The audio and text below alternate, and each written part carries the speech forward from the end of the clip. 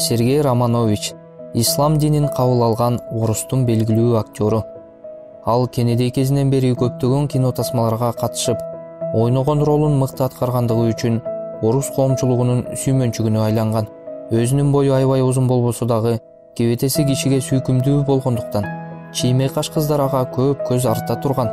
Ан сайын таланттуу актер арт-артынан мыкты делген тасмаларга тартылып, өзүнүн карьерасындагы эң бактылуу күндөрдү башынан өткөрүп жаткан эле. Манакей, кезектеги тартылган даңазалуу кинотасманын ачылышы, кучактолгон гүлдөр, куттуктоолор. Бирок баардыгы дал ушундай болуп эле улана берген жок. Атактаңктын кучагында толкуп жүргөн Сергей Романовичтин жашоосу бир күнү таптакыр өзгөрдү. Чокунуп жүргөн Романович кайдан жайдан колуна Куран кармап, мындан ары кинотасмага тартылуудан баш тарткан.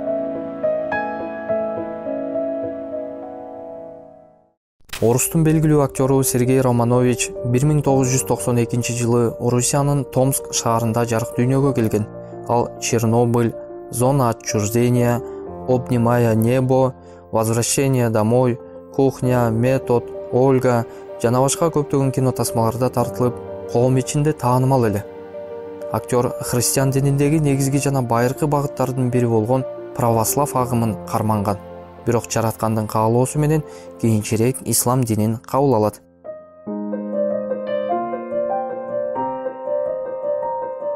Күндөрдүн бир күнүндө Сергейдин Шамиль аттуу досу аны өзүнүн үй бүлөсү менен тааныштырган.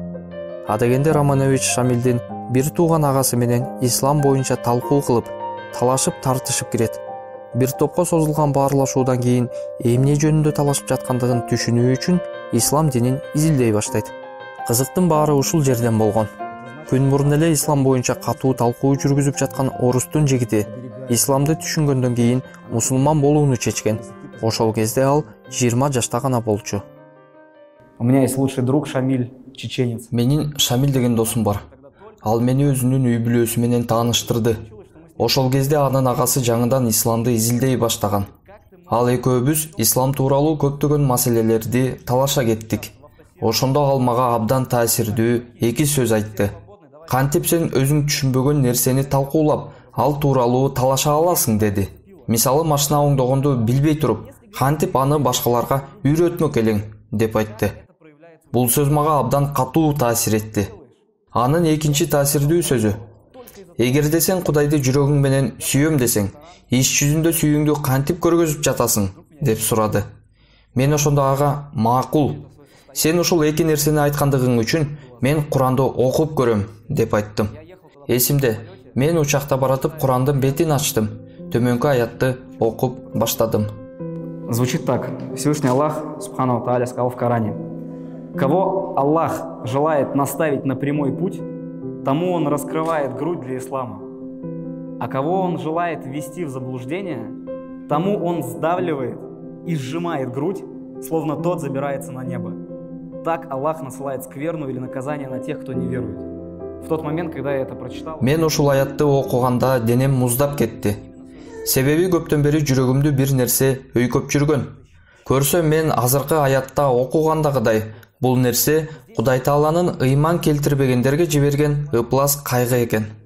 И то же самое, это же состояние относится и к тем, кто, в принципе, заявляет, что он мусульманин. Анын ата-энеси бул тууралуу укканда алгач коркуу менен кабыл алышат. Алар баласын сектага кирип кетти деп ойлошкон. Стереотиптик ой жүгүртүү иштеди деп эскерет актер. Мен аны жеңишим керек болчу. Туугандар мени алданып калды. Эми балабыз адамдарды өлтүрүүгө барат деп ойлошконун айтып берген. Мен түшүндүрдүм, талаштым. Бул туура жол экендигин көрсөттүм жана далилдерди келтирдим. Бирок адамдар өжөр болушат экен. Оймо чийме пикирлерин айтып, башында стереотип менен ой жүгүртүштү деп эскерет ал.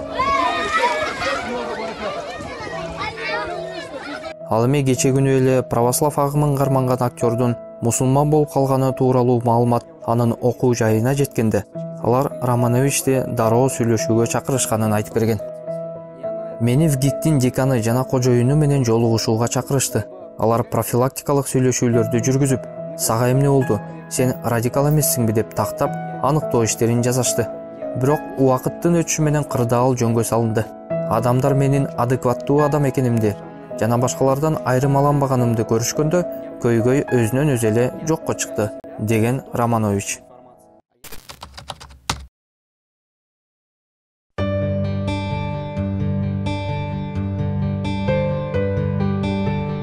Романович Куранды изилдеп окуп чыккан. Ал эми киного тартылып жаткан учурда болсо, элдер анын динге болгон ишеними олуттуу экенин түшүнүп, ага намаз окуганга жана жума күндөрү мечитке барууга мүмкүнчүлүк беришкен. Ал эми съемка учурунда болсо, сосиска же колбаса сыяктуу чочконун этинен жасалган тамактарды жеши керек болгон кадрларда алар ага атайын уйдун же койдун этинен жасалган адал тамактарды алып келишкен. Актер кино тасманын уятсыз жерлерин ойногондон баш тартып, режиссерлоруна көптөгөн ыңгайсыздыктарды жараткан. Мисалы 2017 жылы Ольга сериалына тартылып жаткан учурда жылаңач денесин көрсөткөн ачык сценалардын көптүгүнөн ал кино тасмага тартылуудан баш тарткан. Ислам динин кабыл алгандан кийин жумушунда болгон тоскоолдуктар тууралуу төмөндөгүдөй пикирин айтат. Мен исламды кабыл алгандан кийин аткара турган ролдорду тандай баштадым. Мындан ары кадрда мусулман адамга тыюу салынган нерселерди жасашым керек болсо, андай тасмалардан баш тартып калдым. Мисалы мен үчүн экранда өбүшүү болбошу керек. Ушул сыяктуу талаптардан улам мен бир учурда 5 долбоордон баш тарттым. Натыйжада акчанын тартыштыгы пайда болду. Ошондуктан туулуп өскөн Томск шаарына кетип, убактылуу аялым тапкан акчага жашаганга туура келген, деп айтып берген Романович.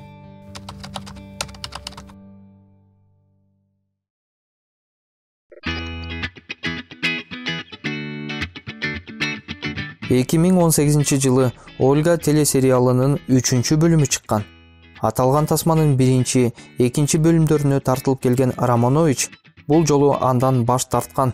Анын айтымында, шарияттын мыйзамдары менен жашабаган адамдардын ролун ойногондон тажаган. Бирок анча-мынча маани-маңыздуу тасмалар болсо тартылып турат. Учурда актер үй бүлөсү менен Турцияда жашайт.